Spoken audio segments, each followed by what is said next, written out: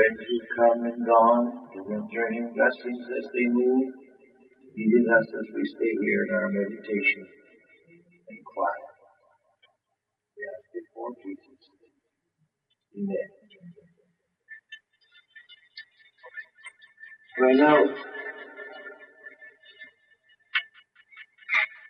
we've had so much. Only thing I thought I'd like to do tonight, was on my heart, was to read to you. Would that be good? I'd take my book of poems and verses and things that God has given me and read them to you, perhaps comment on them. That will be helpful to us, just the same as moving on the blackboard. So we'll leave our blackboard until morning and give that a rest. And it looks as though it needs something. We'll take a little excursion to help you. There's so much to say about poetry and reading in this field.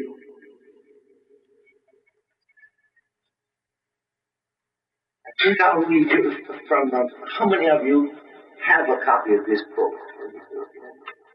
Oh, not very many of you. It's out of date completely.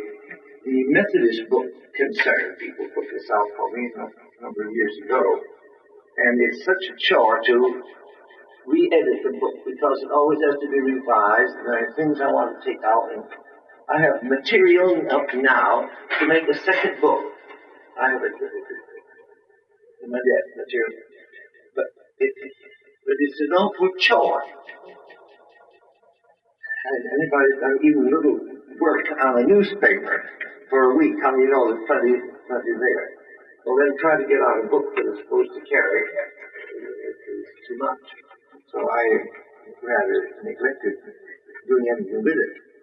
However, down inside of me, there's a little conviction that I really ought to do it.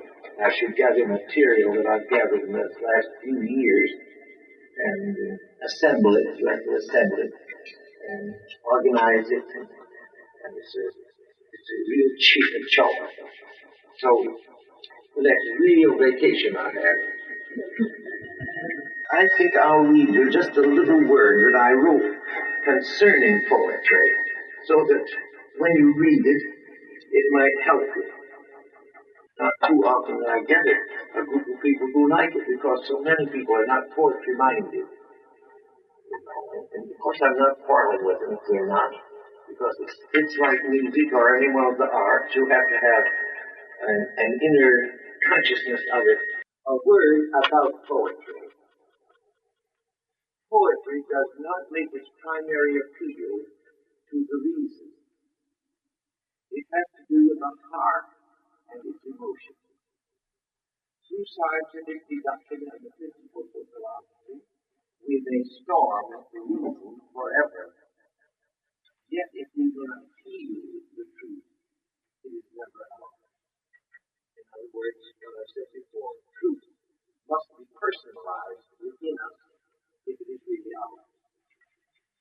And so it is in any field. Here are two quotations, one from Rousseau and one from Pascal. Two great authorities to others. Above the reason of the head, there is the feeling of the heart. Above the reason of the head, there is the feeling of the heart. Another one. The heart has reasons of its own, which the head can never understand. Now, you don't blame him for doing that, do you? Because he's using poetry. Those are the two very choice quotations. I do not like this thought that poetry is written. Rather, it is seen, felt, and lived. Poetry is everywhere. And best of all, it is within the heart. We have this treasure in earthen vessels. These verses, I trust, may act as a stimulant to breathe into life or rouse into flame the poetry of your own soul, which in turn will measure the amount of joy and pleasure you will find in reading what is found in this book. So you bring the poetry along with you. I merely stir it into flame. It's like fine music. When you go to a concert and listen to fine music, that music is already in you. The musicians merely stir it into beauty and into flame. And you only appreciate and understand and love it because you have the music in you already. The external stimuli out here has stirred it instead of flame. And that's like poetry. Poetry is within you. This verse may help to stimulate it, stir it into its flame. Some may ask, what poetry shall I read and where shall I find it? This poetry I know, and that which is pure, unadulterated, unaffected, is found in two wonderful books, opened by God and placed where all may read and see their souls in the marvel and beauty of their content. I speak of the book of the human heart, and second, the book of God's outdoors. What a pity, with these two volumes open before us with pages and pages of living illumination, so few of us are able to trace their beauty or catch the fleeting and mystical messages they are saying. Do not make the mistake that they are to be found in poetry in broad daylight only, open and strong in the full tide of expression, throbbing through the basic emotions of the human heart in ecstatic joy or crushing sorrow. There are 1,000 variations of poetry intimated by most commonplace claims. The drooping form of a tired mother, the wind-blown hair of a laughing child, the restless or startled movement of a sleeping babe, the tears of a face of a disappointed boy, the indescribable love light in the eyes of a maiden, the brave walk of a little fellow as he leaves home for his first day at school, and the long look that of a seer in the mother's eyes as she watches the last little one trudging manfully away, stoutly holding to the hand of his big sister. That is poetry. So it is in nature, not only in the broad open ways of the earth, but we find it everywhere, in the rolling sea, restless and unsubdued, the broad sweeping prairie, the towering mountains, reaching upward, ever upward, the tawny desert fastness, alluring in its magic spell. Nature is lavish in her. She fills the very air with her singing, and strews broadcast poems too lovely to be sung. We find them everywhere, in brown leaves hugged in the fence corner like beggars, for shame of men. A corn shock, ragged and torn, leaning against the western sky like a forlorn wigwam. A brush heap, gleaming like crystals after the frost and sleet had worked magic there. The delicate fingers of an elm making lace, too intricate and delicate for any imitation. The sky answering itself in a pool by the roadside. An ash heap where the beautiful ashes had been born from the fires of reduction. The creaking of dry snow under the foot, or the rubber, or the wheel. Have you ever heard a sound just like this? The smell of fresh earth where the farmer turns the sod. An oriole's nest swinging in the air, a veritable castle in the air. The plaintive and half-human call of the whippoorwill when twilight spins her dusky curtain of the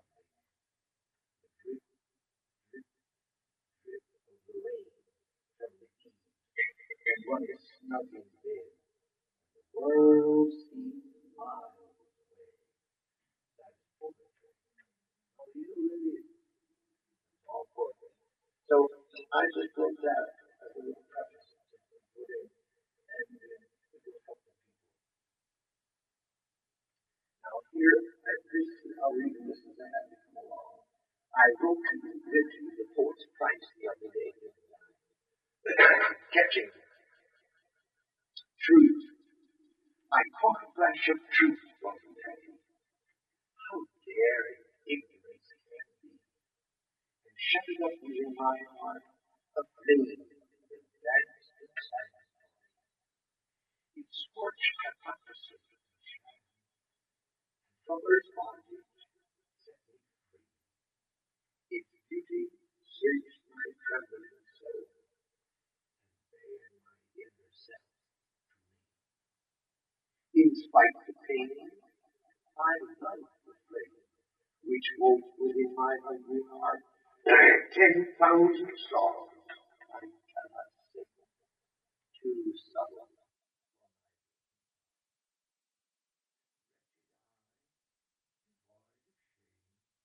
Reach out my holy hand for told to let the gazing public see the fleeting shadows in my soul.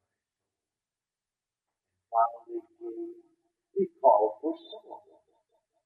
I pipe about a broken reed, for I must pipe to earn my bread. Mine is a hungry heart to feed. The alms I gather as I pass, the flame consumes both night and day. My heart gets little for its song, but feeds on the ashes. O flash of truth, O cleansing flame, thy burning cannot do me ill. Though captive to thy mystic power, I hold thee captive still. Like that one. This is a little short one, and then I tell you how I happened to write this one. It's been accepted by people who know poetry, American Poetry Society, other groups of people who do these things have no other help. And this was accepted, and because it is so extremely simple, it's rather picturesque. I had was visiting in New York recently, and the hostess of the home where I was staying asked me to do an errand. And any of you know New York, you know the Bronx is where the northern section. And she said, Follette, I have some money here for an old gentleman who lives out there. Gave me the address, and I'm too busy to go. Her maid couldn't go, she had things to do. So she said, would you treat this stuff? Call on the old gentleman. I said, yes, I would do that. So away I went. And looked and searched. And looked and hunted. But I couldn't find the old man. The Lord wasn't interested in him just as he did. He didn't want me to see him. He wanted something else which I didn't know about. And so I turned around and rather discouraged. I thought, now I'm wasting the whole afternoon up here. Mother used to call it a fool's errand. How do you know? She said, well, that's a fool's errand. And I turned around and went home. So we can take the bus from Public Park, the family bus goes down Riverside Drive and on down to Mississippi. And it's a double-decker. Suffer. So I thought, well, I'll get up and get out of the hostess racket and sit up there on this bus and I'm going down Mississippi. So I kind of dropped me in my spirit that I had to wasted my time and didn't get anywhere with anything. So I was sitting here, going down to the city, and I don't like cities, I can't live in them. I think they are horrible. And so they're filled with so much. They're a total reflection of the effort of man. They are a total reflection in every phase of the effort and wisdom and skill and wonder of man, and I'm very tired of man. With all that he's doing, I'm very tired of it. Then I don't want to go down in the complex setup of everything that he's done. So I always close up my heart when I go. I have to book the city. I always say, well, I'll be back by you. I have to go now. And so that I just close my heart like that. It sort of folds up, and then I exist. And of course, I have to put on one of my masks because my friends are always talking about the wonderful things. Did you see the Empire State Building? And have you been over Brooklyn Bridge? And have you fallen off the Statue of Liberty? All these marvelous things. The League of Nations, I've been there. I know a day there's plenty. I don't want to go back again. You know, some things you want to see once, and you want to almost say, forget it. Because you don't dare do that. But once is enough. So I was going down the city up here in Boston. And didn't like the city. And all of a sudden I looked up like that, and I saw something flashing over. And I thought they were leaflets dropped by an airplane. You know how they do that. Not up before that. But instead of dropping down all the time, they're swung up, they're all up this way. I thought they can't be leaves from an airplane swooping down and turning around, flying all off that way. And I looked in, it was a flock of doves. Lovely, silvery white wings of the doves against that blue sky. And the blue was so intense. And these lovely wings swinging and swaying.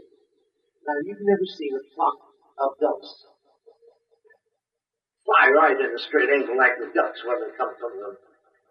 How many have seen ducks in season with their leader ahead like an arrow, and they just go straight? You've never seen it. How many ever saw a flock of eagles? I think you've never seen either of I know them. So, I looked at them and I thought, oh, they were just flashing.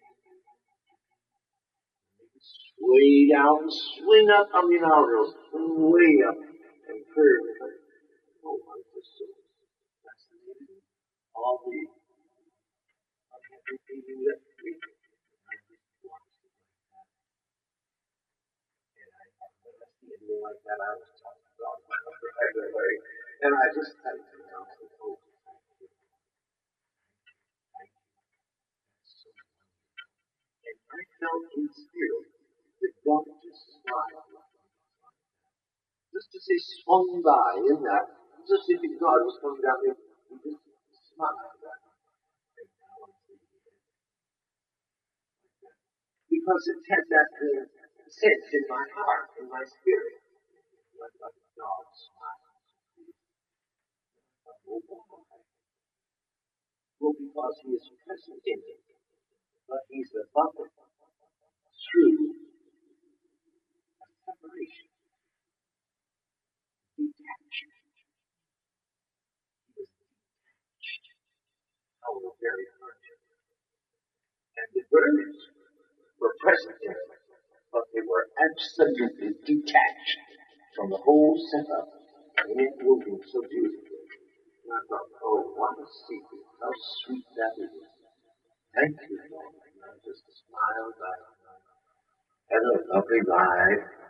The people on the bus thought I was something matter, doesn't matter, So I carried that along in my heart the rest of the afternoon. We had dinner. We always have dinner in the city in the evening, of course. And it was a very fine home, and the lady served it, helped us at the table. When we were through, she had brushed up the crumbs, with the tray and the napkin and the brush. And he was quiet. My hostess, she turned to me. Well, she says, Mr. Follette, what did you see interesting today? And of course, I'm just spontaneous, without thinking. Oh, I said I saw something. They will know now for sure that their suppositions are really so. They had quite clear evidence. You saw God? Yes. And it came right out without thinking. I thought, in a dash of silver wings, flashing against the azure sky. And you know, in 5 minutes, I wrote that thing out on the envelope. So I got up from the table and going upstairs and I took an envelope. Now, you see, this little episode is something you must have. Then, later on, when it has vanished, and you have had the joy and the experience of it, in order to encourage you again, you recapture the emotion by power of suggestion. And later on, when I see the wings of the dove against the sky, how many know I have something that somebody else has in the world? Because I recaptured the old emotion and thrill of a sense of being detached and separated, and yet able to move down into that old setting. And so I write it to help people. If you have a high point in your life, and God gives us sometimes a high point, as far as possible, retain in your spirit the significance of that, so that later you may have to live on the recaptured emotional stimula maybe 40 times. How many have ever recaptured some high moment in your living that will never, it'll never lose its power? For you recapture again. Don't you see what I mean? It's a high point in your living. And that's why I put it that way.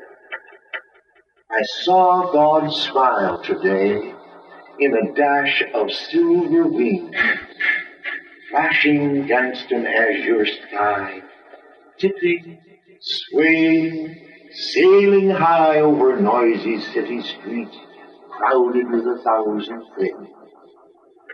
So may it be someday. The changing season brings trouble to my peaceful smile.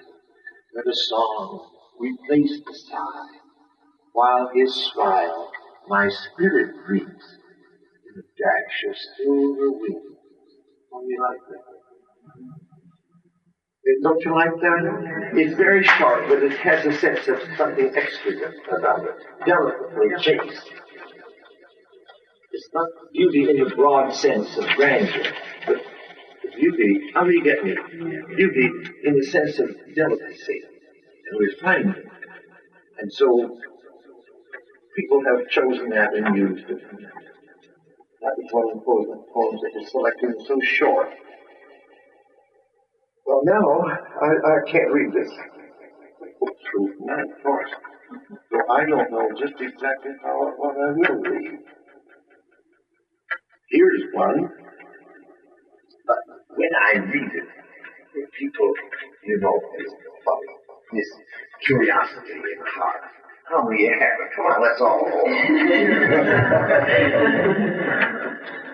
We all have it because we're so curious.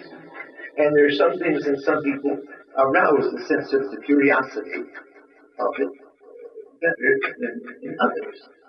Now, in reading this, I leave it for you to conjecture what you think a star may be. I call it my star.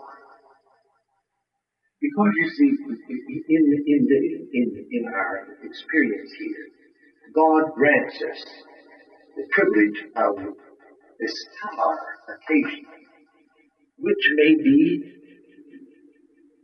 some important fact in your living, which becomes a stimulus for you, or an inspiration. He can allow a certain episode in your living to become like a stimulus to you, and it guides you. And you get down, or get under, or get behind, or get low. That will project itself in you and cause you wrong? Well, it may be a person. It may be a person whom God may bring into your life, who can act like a star, and the influence, the interest, the hold that personality has upon your personality. How many know can act like a star? It calls you. It directs you. It helps you. because that is the subtle power of spirit over spirit.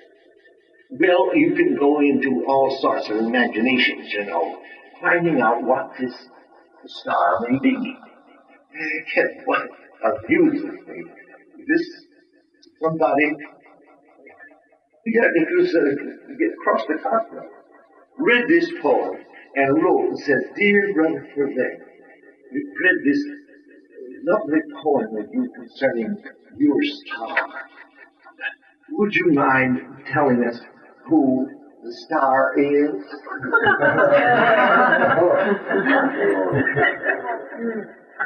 Well, I want to say here, that star wasn't a woman.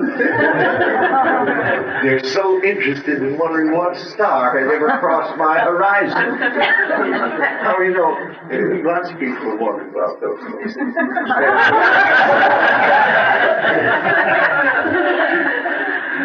And so I wanted to write back and say, don't be worried. The star may be an episode in living. It may be something God has introduced in your life period or life pattern, which will always be as a sort of a stimuli for you. So, through rain or shine, it shines. And I gave voice to it because the star had come into my life pattern. And it disappeared. 'Tis gone.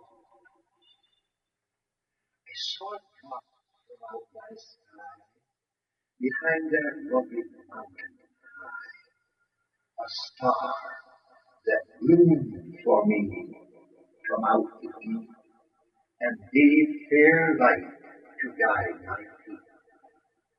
Its beams, so clear, transcending every light, wrought wonders in my dreary night. It called in language never heard before. And shall I ever hear it more? My dreams, long gone to dust, all lived again, now freshly washed in April rain. And where the winter snow had drifted deep, fair flowers wakened from their sleep. 'Twas night.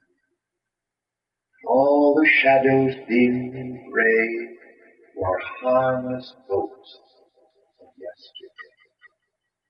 10,000 other stars in brightness shone.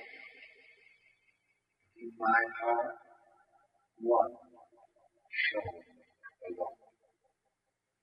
It traced an arc across my little sky. I saw it moving. I saw it. It is not dead, for still in memory, where I may walk in liberty.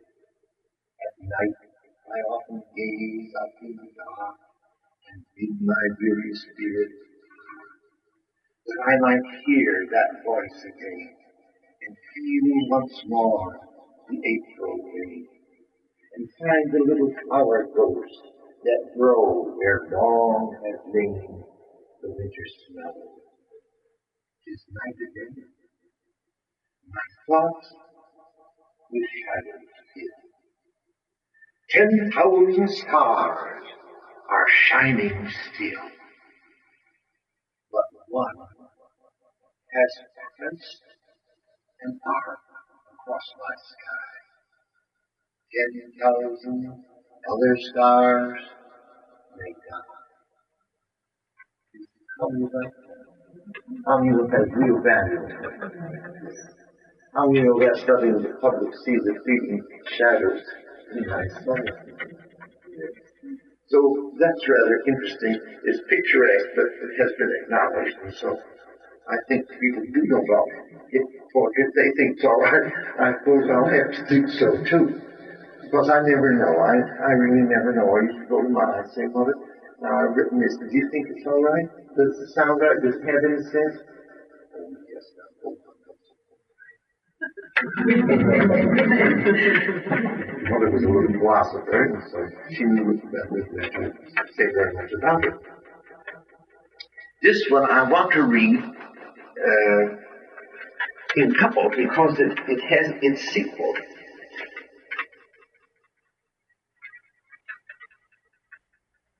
It has a sequel.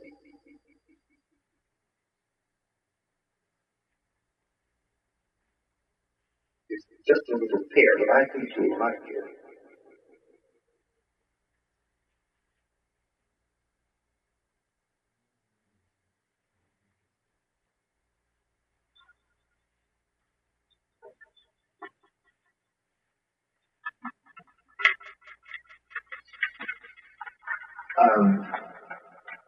They're read in contrast.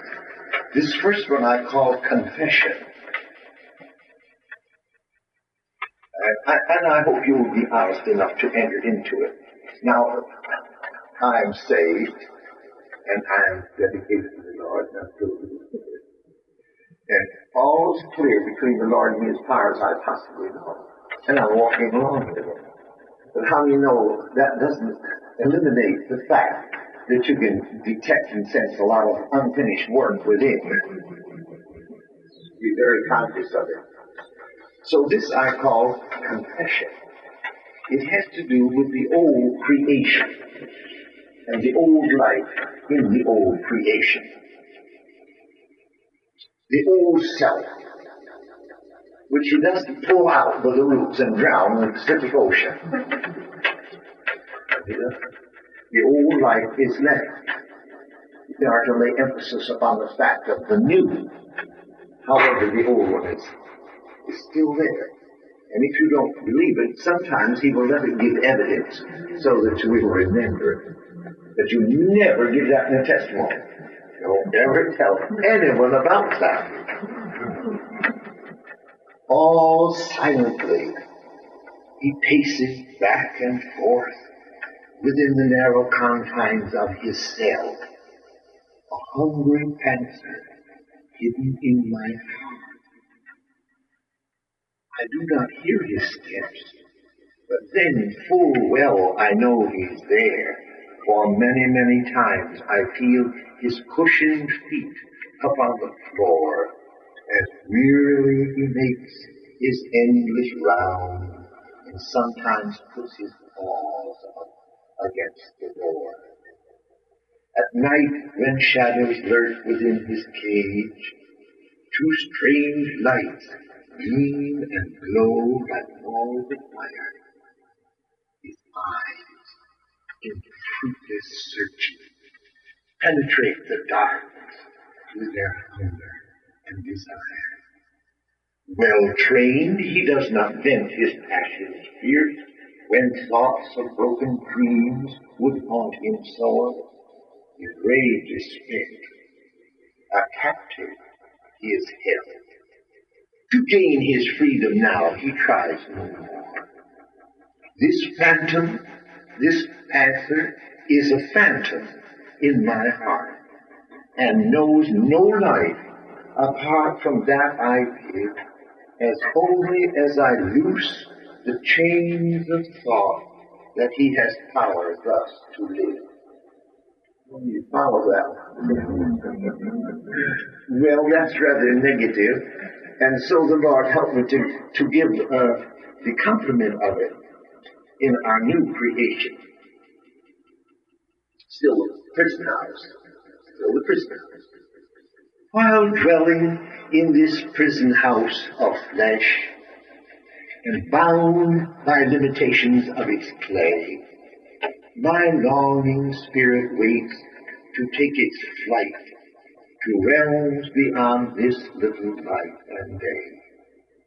My spirit used to beat against the bars and long for freedom from this dreary cell, until one day a tender doubt found room within my heart and settled there to dwell. This guest, who shares this prison house with me, has come to tell me of a home above. and day makes me ready for that place, and tells me secret things of one I love. He is so very quiet in his ways. By gentle wooing he has won my heart. My lonely cell would be a cheerless place, had he not liberty in every part. And when the prison door shall open swing, he will not flee and leave me here to roam, for I could never find my Father's house. Together we shall make the flight back home. You like that one? Isn't that the comfort of the Spirit? Come to make us ready and to take away our fear, to show us the way home again. And he will not flee and leave me here alone, for I could never find my Father's house. Together we shall make the flight back home. And so you see, we have him as a very sweet and wonderful and lovely companion, the sweet breath of God, Holy Spirit. I don't know which ones to read. Especially. Here's Old Apple Trees is rather sweet. I read this for a study club one time at the university, and they enjoyed it. You have to be in the East to appreciate this. How many have you been East long enough to know a good snowstorm in the winter with a crust and moonlight shining and the shadows of trees and all these lovely things that go across it? How many have had that lovely? Oh, then you have lived. That's really right. If you've not had these things, you haven't lived yet. Because they are features. Yes, well, this I call Old Apple Trees. And so I wrote it after I'd been out here for so long, longing for that. You see, we were always, your mother and I, for the winter season. And I just used to wish, in spite of sunny California, I really wish that I could be home in the winter and go out at night and see that lovely crusted snow and see the trees make their fingers go this way over, you know. Don't you know how that was so sweet?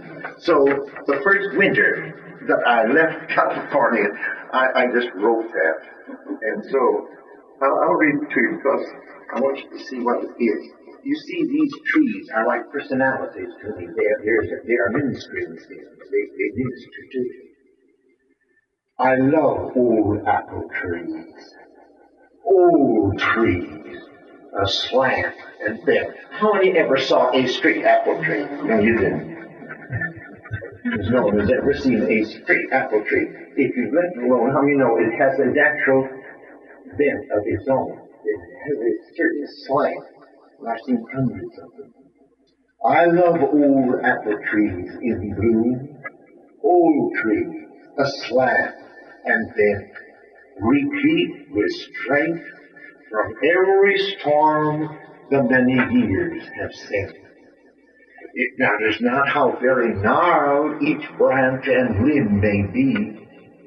It is the place that spring loves best that always seems to be. She hangs her softest colors there, pale green and pink and white, a mist of floating loveliness, baptized in golden light. Their beauty is so delicate and yet so wondrous strong.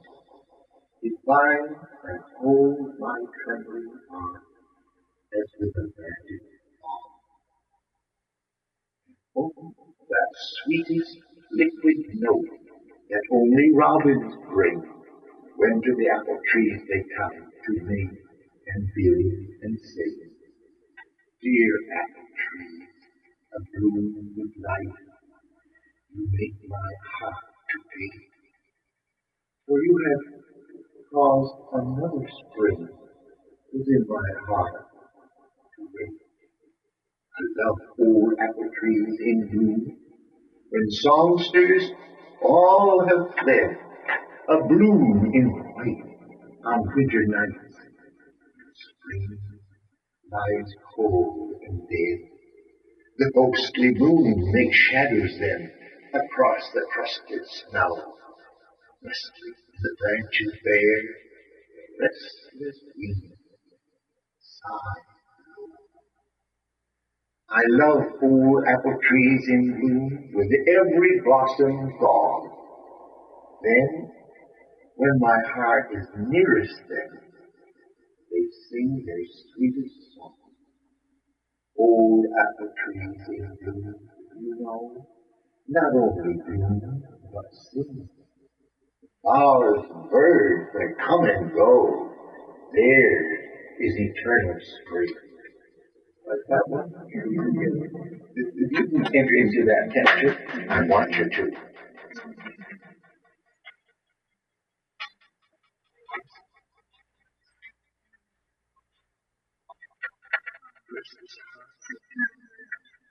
You shall read that one?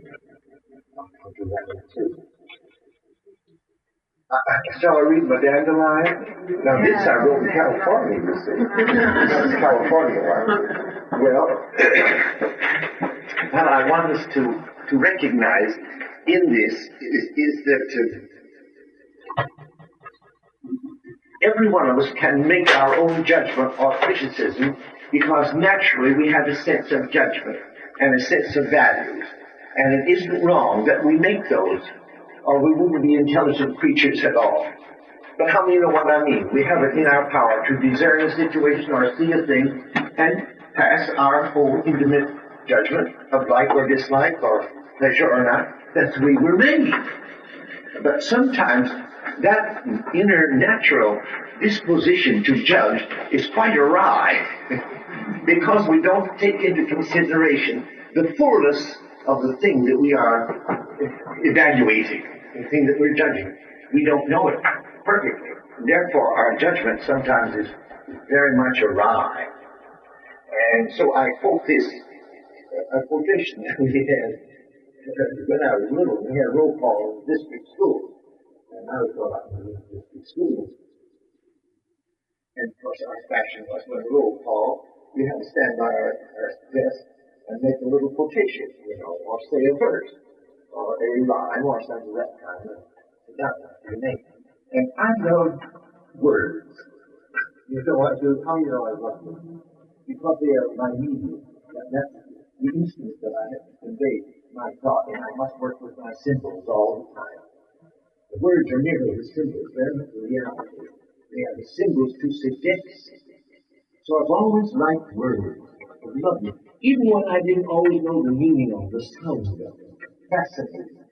And so, here was a little quotation that I learned when I was a little child, and I had any more idea of the meaning of it than if I were talking a Chinese proverb, But I liked the sound of it. And so my name would come to recite my roll call, and I would get up and I would say,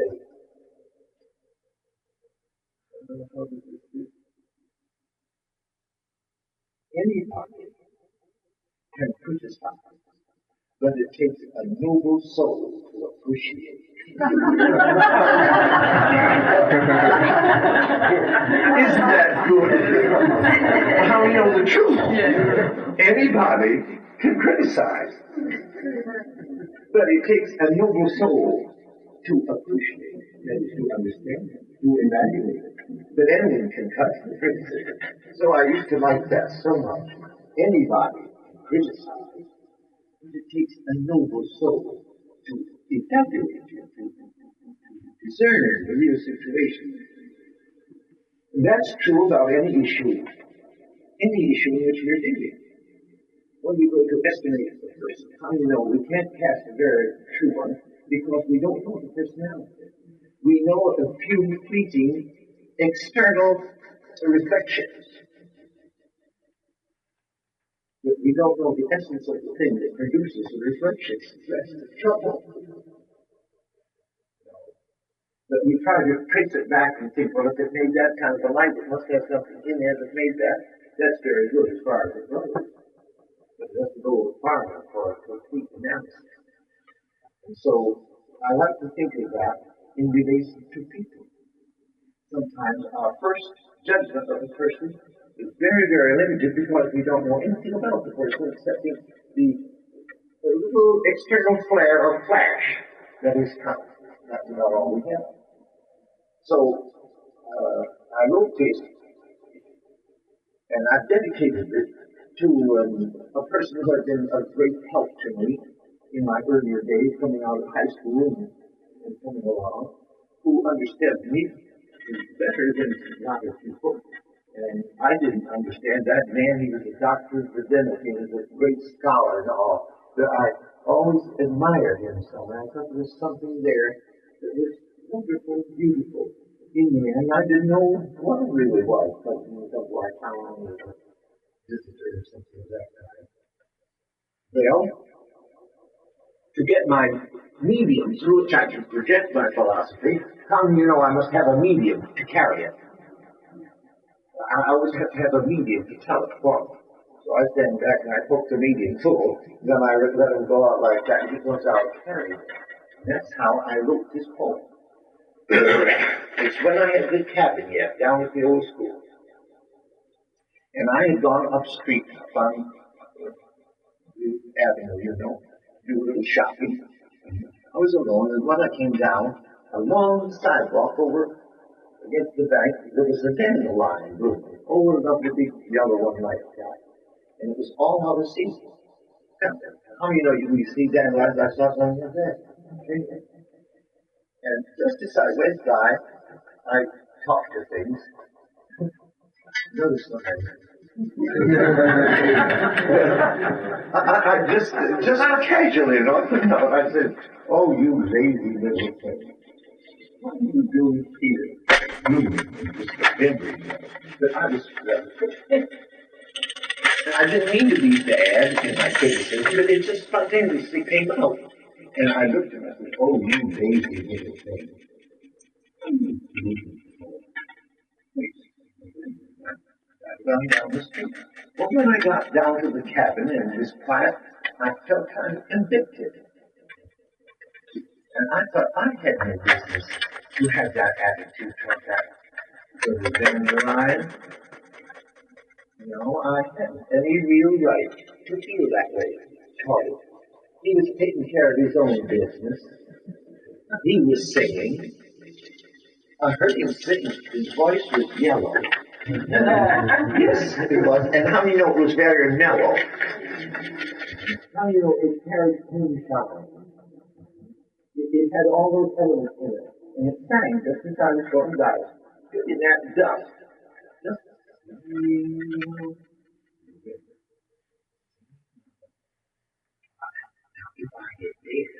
Now they would give me shot.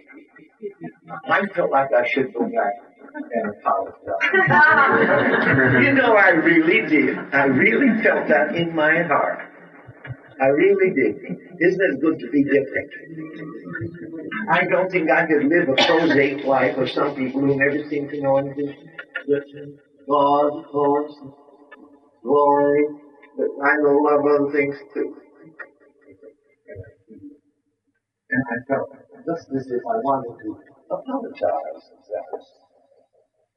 But I didn't, because I didn't want to take time out in silence. And so I just kept still about it. So I kept kind of sort of smothered as long as I could. And then I gave vent to this.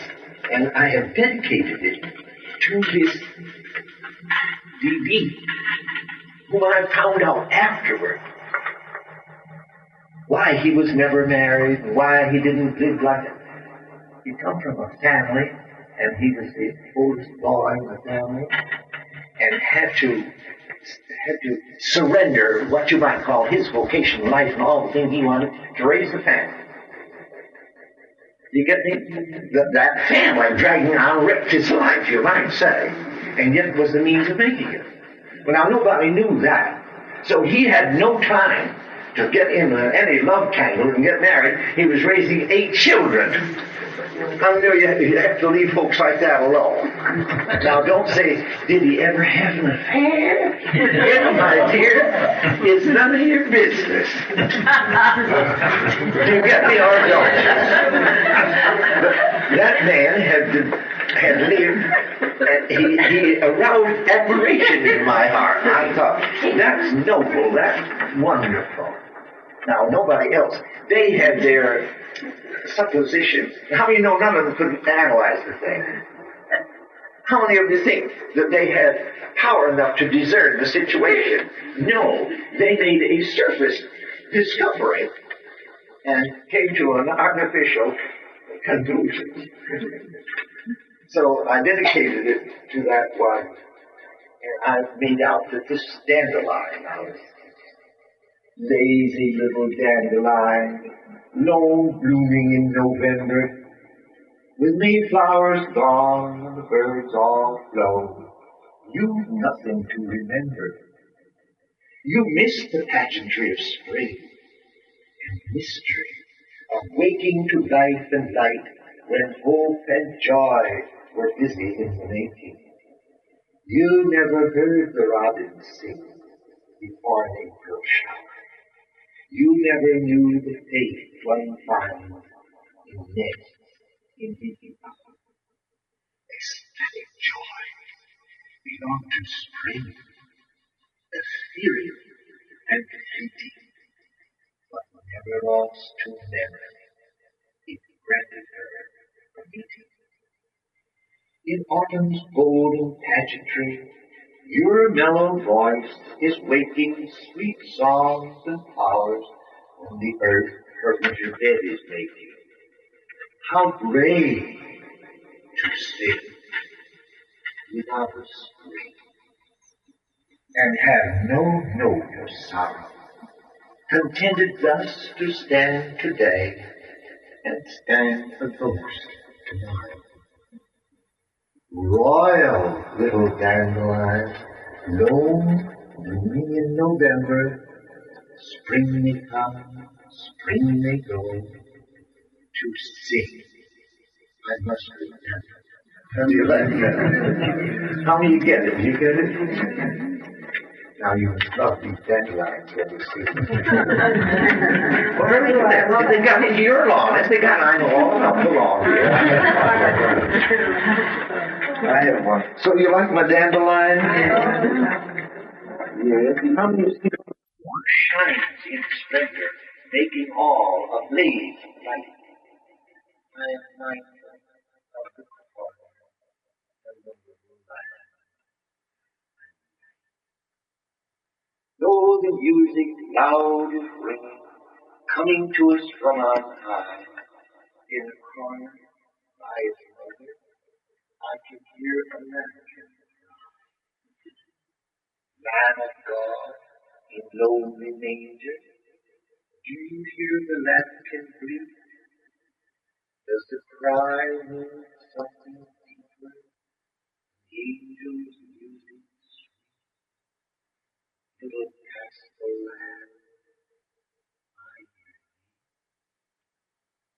I'm in the shadow too. I hear the angels singing, Christ the Lamb is born for me. You people feel the lamb? Yes. And here was an old mother with a little lambkin, and here was a mother with a lambkin.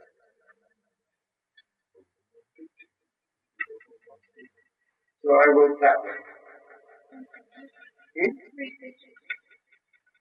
Well, this year's,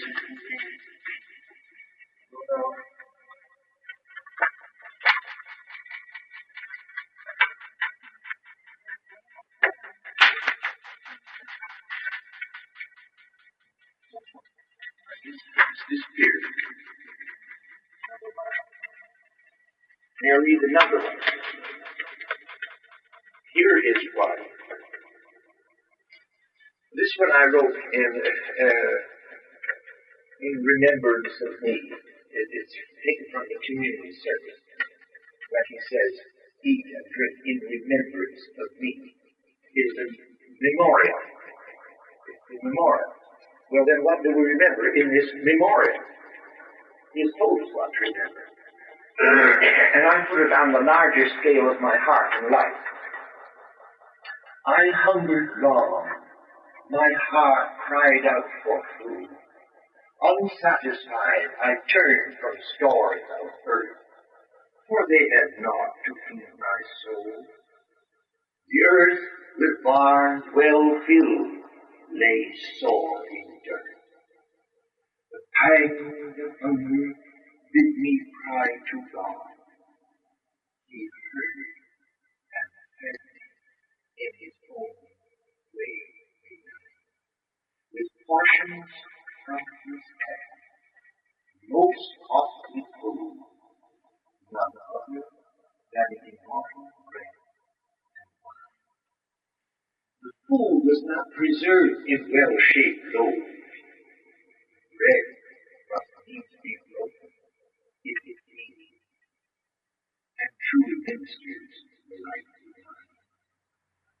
So broken, I must follow where he will, in paths from which by nature I would shrink, and know his grace sufficient is for me.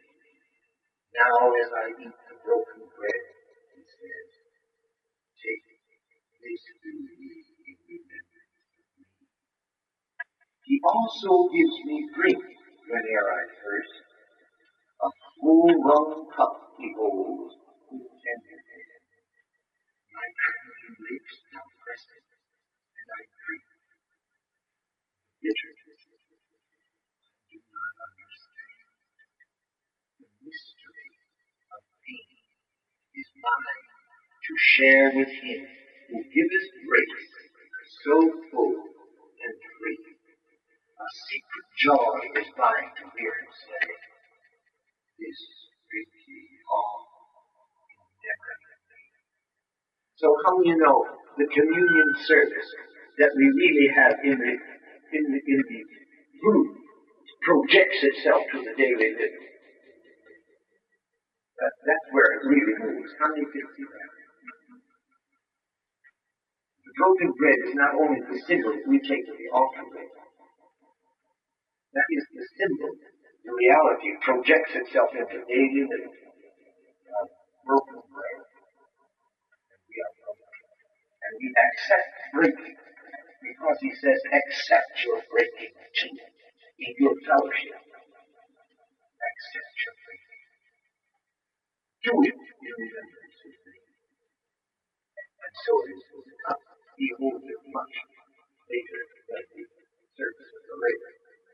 We drink there with the joy of the blessing of the cup. But later on, when he holds out a cup for us to drink, never be afraid of it when he holds it, because he will say, this is our fellowship. Drink ye this in memory of me. I drank out of you drink food. That's the sweetness of the communion. Now, it isn't too late. I'll read another one. Because when I get in here, I can read all night. I like to share them with people who like what we have. Oh, this is a good one. It's more about birds and out of doors and wilderness and snow and all this other. This is to a bird's nest on my wall. To a bird's nest on my wall.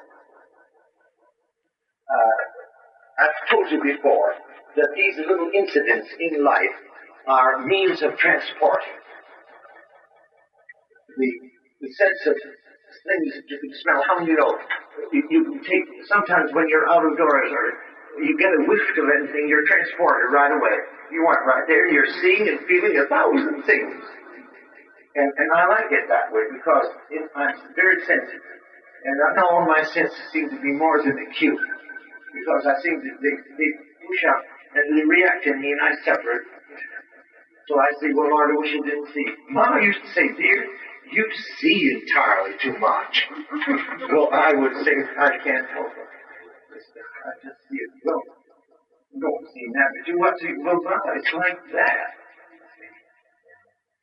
So I'm easily transforming the very simple things. And this is a story of being transported.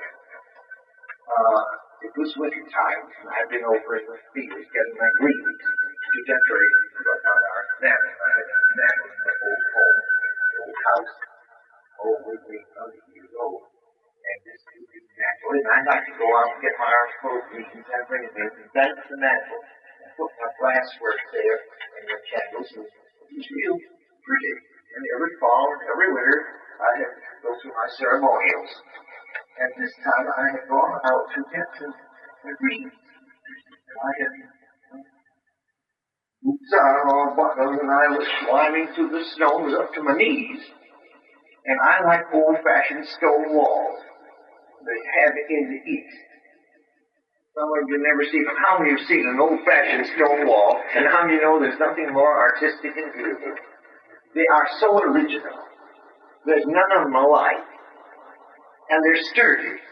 And they keep, all I can see are those men and their hands. 100 years ago, making them all, I go right in my backyard that I touch every day of my life. And when I touch them, I think, oh, hands long gone to dust. And I can't do these stones now. Well, I went over and I got my arms full of these rings. And I climbed over a stone wall, and I was in this field up to my knees in the snow. And I came to a bramble patch. These old-fashioned, what do we call them? Canes, you know. Blackberry stalks. Oh, big, tall ones, you know. And they had come up, they were in the snow, and here was a patch of them. And they're long, bare, stripped, thorny stalks, you know. And here was one, you know, like this. And nestled right in that thorny thing was the dearest little nest that I had seen. Got a warbler's nest. I just stopped like that, and I heard a spring bird sing.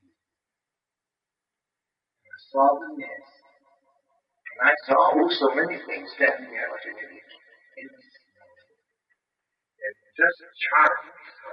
It blessed me so. It just blessed me. Well, that's just a rustic bramble. I pick it and take it home. So I put my hand down in the snow, you know, broke it off, picked it up, and here was this lovely bramble over as long as that. Picking over and caught in two little strands was this darn little nest.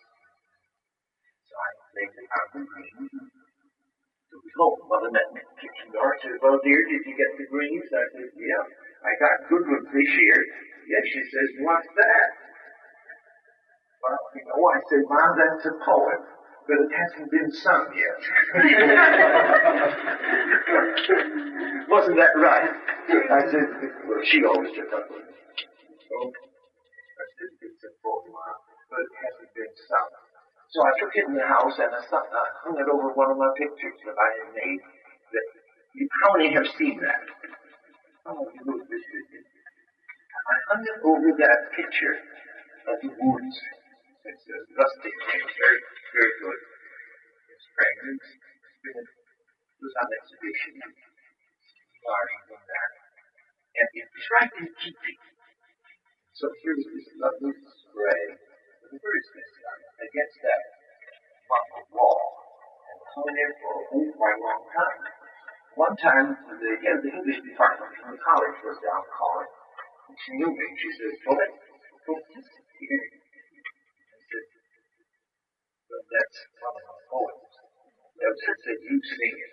I said, I couldn't do that. Yes, she said, you can sing that. What did you sing? Well, I told her about it. I said, it recaptured me. It took me away and transported me. And so I kept up there for an old time sake for a long time. A poem that I cannot write, a frail, exquisite thing, I found one day in snow-blown field and heard the spring bird sing. It was a simple little nest upon a bramble spray, A home some happy bird has built in joyous sunny. Who taught him how to build his nest? Who gave to him his song? Who kept these arts preserved for us the many ages long? This was his home. Here sat his mate. The nest was blessed with young. This bramble was a holy place, and loved the song and song. Who could I tell in simple words what mystery you bring, that flood my heart with ecstasy, and leave a strange dawn? Upon the wall of memory I hung the bramble spray, with nest of subtle artistry to gem my night's day. Could I make my life a gem upon a bramble spray, that I might be to speak to me when I'm on the way? The winter snow has drifted deep. My heart, where is the spring? I see a nest upon the wall, and hear a spring bird sing. How do you like it? You get it? Now, you know you can't just sit down and write that. How many of you supposed to sit down and make that up in the morning? Right? But they come along.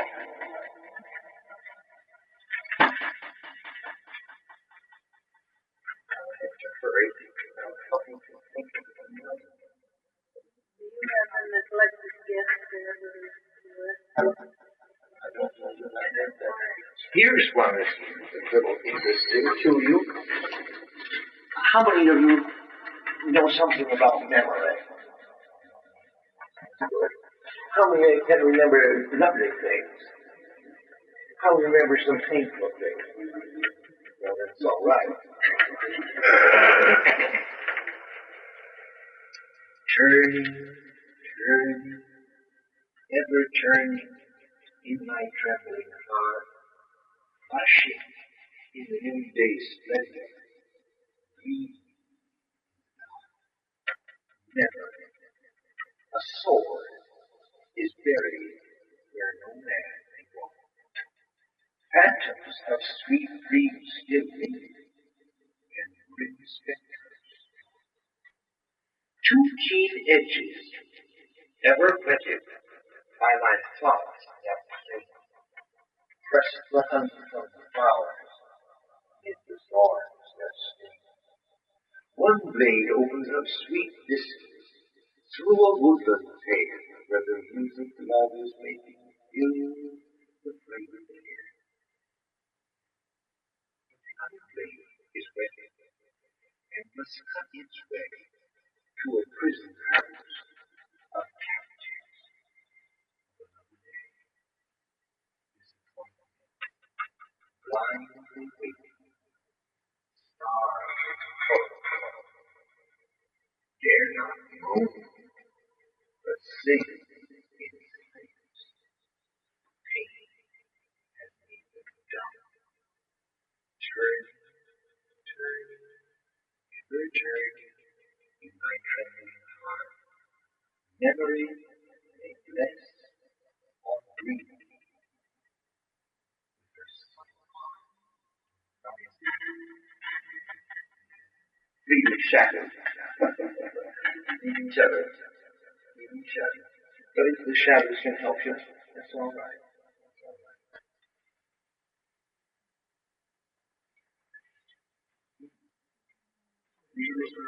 Which one? This was Eternal Urge. You like that one?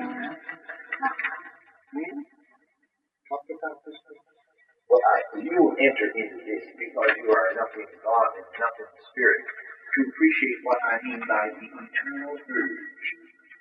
The eternal urge is the presence in this universe of the Spirit of God, who has come in creative power and made a display in time by all creative mystery.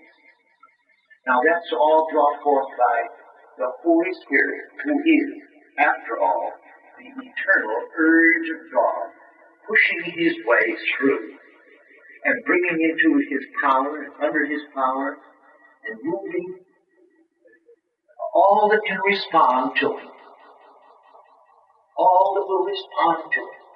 That is the urge of the Spirit of life, that eternal urge that has been moving for really, we don't know how long. In time, it strikes my heart, it strikes your heart. How many are conscious that this eternal urge of God is coming? Now, it's a mystery. We don't know how, nor why, nor very much about it. It only means that we are conscious of it through the creatures that we are, the way we are constructed.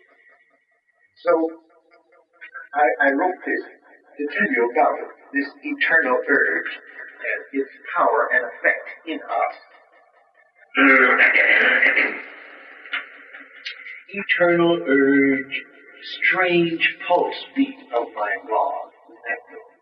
It's the pulse beat of God, this urge. It's the pulse of God that gives us consciousness of time and reality and presence.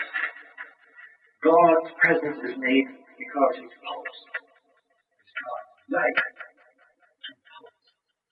Eternal urge, strange pulse beat of my God. I welcome every throb and mystic stir. The long, deep silences which veil the path have known thee well, and tremble with strange joy, as in majestic mood you pass them by. On, and ever upward in thy reach, I trace thee in thy tireless, endless way. The vast expanse of this universe responds, vibrate as you move through them. All nature, inarticulate and bound, thrills at thy touch, and reaches out her arm, mute prayers, in faith sublime. My holy breath has quickened me tonight. My joy to feel thee move upon my house, this tenement of clay in which I live. My joy to share thy life, which makes me know I am a part of this great cosmic whole. The deeper rests the ecstasy divine, that burning in the inner sacred shrine, a fire of God, and by his eternal breath, illuminates my spirit, and I see. A miracle has come to grace my life. A threefold consciousness completes my grasp. Spirit, soul, body, all is one. A threefold consciousness completes my grasp. All that combines to make me who I am is turned into a hunger in me. My being is a thirsty desert lone. Though nameless incompletion haunts me here, God feeds me with immortal bread and wine. A fountain of living water pours within. Strange paradox that life should thus be lived. Eternal urge, sweet token of God's faith. Though infinite thy task, thy end is completion, and perfection of his thought shall yet be known in every phase of life. A faith triumphant like a holy bride, sublimely moves and carries all to God. although so small and vital here, caught up and placed within his mighty plan, can now partake of life and life. And though the yearning for the perfect whole is turned into a broken, deep, and dumb, a song triumphant is its sequel sure, a new creation. Now I find myself in process of becoming God's ideal. Eternal urge, almighty breath of God, move on in floods of endless life. Would you like that? Would you like that? Well, that's worth reading because it isn't mine. I couldn't sit down and write that any more than I could. Oh, you know, the urge within me. Because you think of how you felt the urge. Isn't it sweet? Although such a small item here, such a small item, but may be blessed by a consciousness of the eternal urge of God. And someday it will release us. Back again to our God in great triumph, great triumph. And so this is eternal urge.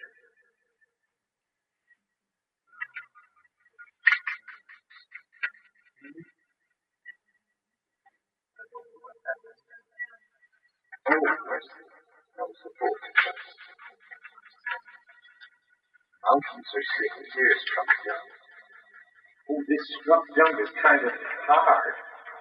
But I think you've already read that. It's always business. It's the form of your whole house. You'll never be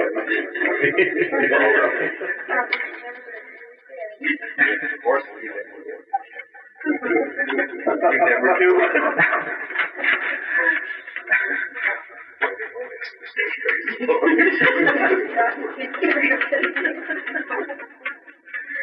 Horribly juvenile. This struck down. How many of you have broken bread? Well, then you'll have it in broken bread, and I'll read one more before we go. I read a very human one. Very human one. But the Lord had me to put it in here anyway, so I put it in. I didn't know at the time when I was putting this material out what I would do with it. And I thought that I should include it in the book. And some people have been very happy that I did. This is a very human one. But we're also very human. And I put it too slyly. Slyly. To give you a few suggestions for you to carry along with you.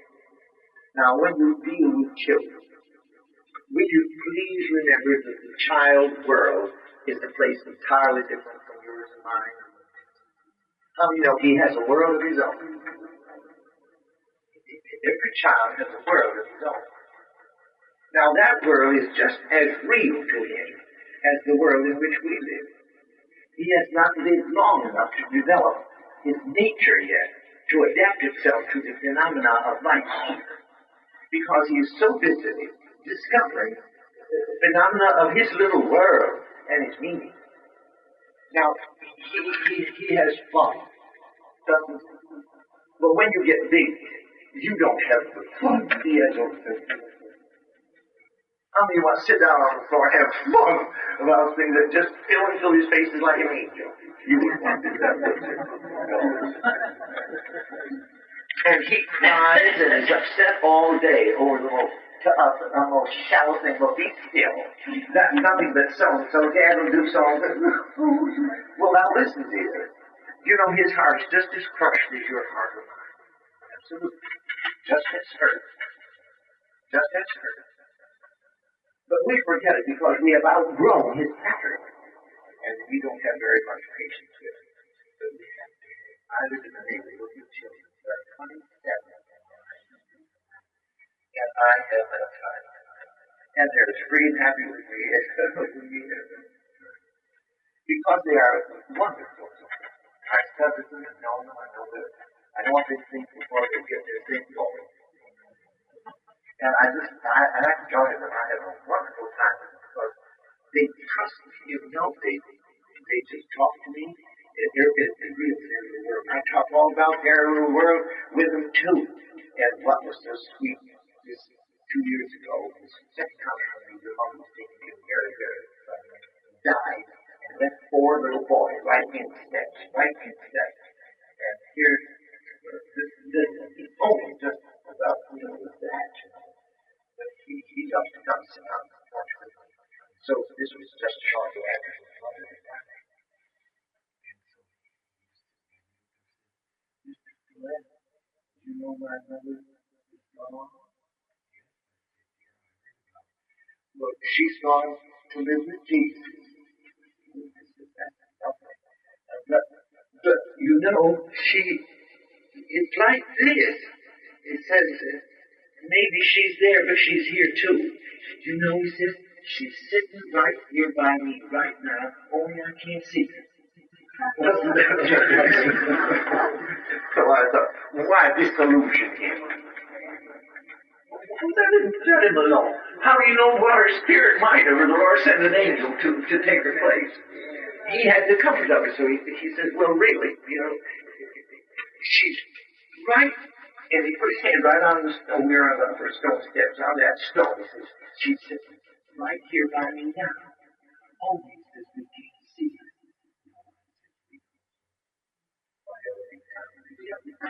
And they're heaven. What kind of a heaven? How many old child has heaven all you know?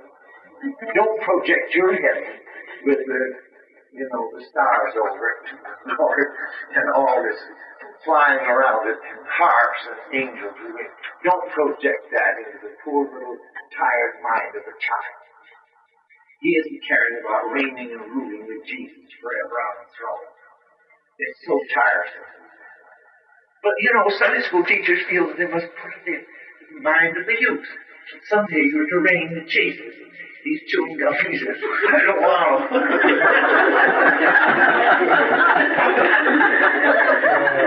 Well, I don't blame him, do you? I don't blame him. Why project that thing? Let him have his own heaven. Why did we do that? It just did it itself. All these things are spontaneous. Well, after some things, you made it face. I said, no. It's made most of the time. No. So, this little boy had a dog. And every boy should have a dog sometime in his life. Should have that finding a companionship which is not spoken with words, but has strong feeling between the dog. The dog loves that just as much as he loves his own dog. It's a real good character. And so this little boy had a dog, and he died. So I put it, my dog is dead. Tragedy in the life of my life. My dog is dead. The best dog in the world. They're all he's in the service everywhere. My dog is dead. The best dog in the world. And I shall never say it again. Come here and see him jump and wag his tail and grin and blink his eyes.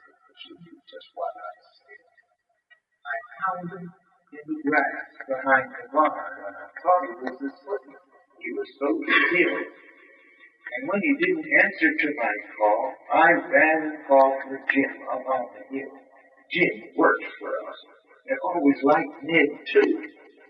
He laid it in a box and dug a grave and put his arm around him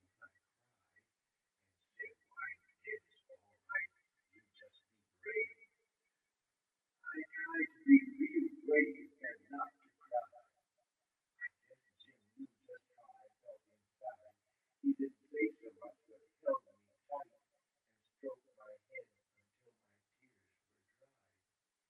But when the sun went down and it was dark, I thought of Ned and went back by his grave. And then a lump got swelling in my throat, and I felt awful trying to be brave. If being brave is holding back my tears and having feelings that I have to hide, then I don't always want to be so brave. And so I crawled up by his grave. I didn't feel the lump so after that. It melted into tears and run away. And then I thought of when I first found him. I'm sure I never shall forget that day. He looked at me, and then I looked at him, and then he looked at me, wagged his tail, and then he began to smile, and we just belonged together. That was all. And then we've been together all the while. And then I got to wonder where he was gone, and how he liked it up there all alone. For he's gone to heaven, I'm sure. I wondered if he tried to come back home. And then I said a little prayer for him, and I told the Lord just what was on my mind. That if he had a little boy up there who wanted Ned and would be very kind, why, he could borrow him just for a while, with him to play there on the golden street. For he would surely want to go like Ned, if paradise for him were really complete. I wondered if we had to play on harp. For I did never learn to play, I know, and flying round the throne forevermore, and wearing crowns of gold would tire me. I wondered if the Lord would really mind if I had Ned and not the other face. I'm sure that he would really both be very glad, and God could keep the heart. I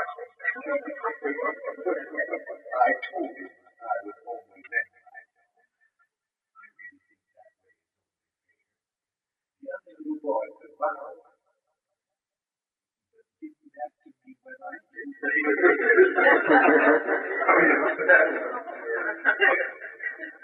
Is that good no story? Well, see, I had a dog and he died. It's time we go. Have you got anything to think about tonight? Yes, I hope so. About a little dog. Remember to take your birds that are going to fly against the sky and your dandelion.